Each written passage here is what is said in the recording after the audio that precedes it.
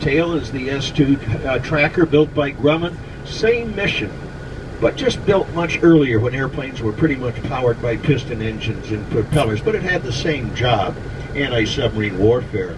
Here's an example where the Navy took all of the electronics out of that airplane and turned it into the C-1 Trader over here.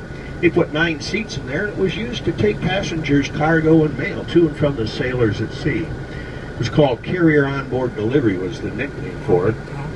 Helicopter on the left is the Seahawk. This is the Navy version of the Army Black Hawk helicopter, very versatile. The Navy modified it to hunt submarines, so it pretty much has the same equipment as the S-2 and the S-3, but being a helicopter, he can just hover low over the water and then on a long cable drop down that sonobuoy to listen for the subs. Next airplane is the UC-12B, and here's an example where the services just took an off-the-shelf Beechcraft Super King and used it to carry passengers around the shore bases. This little fella can carry 8 passengers, a small amount of baggage, and 8 sets of golf clubs, so it's very popular with all the services.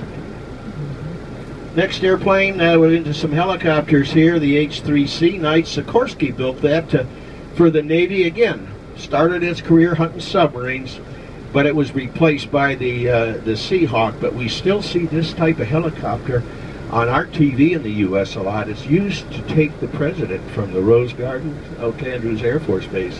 Flown by the Marines, and of course anytime the president is aboard, the call sign is Marine 1. Next helicopter is the H-2C Sprite, a little smaller one. Started its life as a search and rescue helicopter and later was modified to hunt submarines, but it would operate from the smaller ships. Over on the right is the Grumman E-2C Hawkeye. That big thing on the top is a rotating radar antenna. So this guy's job would be to take off from the carrier, fly high above the fleet, because that increased altitude gets vastly increased radar coverage. You could track 600 targets and relay all that information back to the carrier command centers.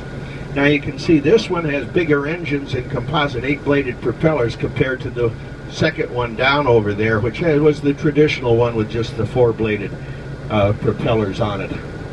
Over on the left, the MH-53 is one of our biggest helicopters. Today it's the Marine Corps' principal heavy lift helicopter, but the Navy modified this one for a special mission. It was used to hunt underwater mines. And how it does that, it flies low over the water with a cable coming out the back end that pulls a sled behind it over the water on hydrofoils, and the sled had equipment on it that could detect and detonate the underwater mines. It actually did that to clear the shipping channel. Little airplane on the right's the North American T-30.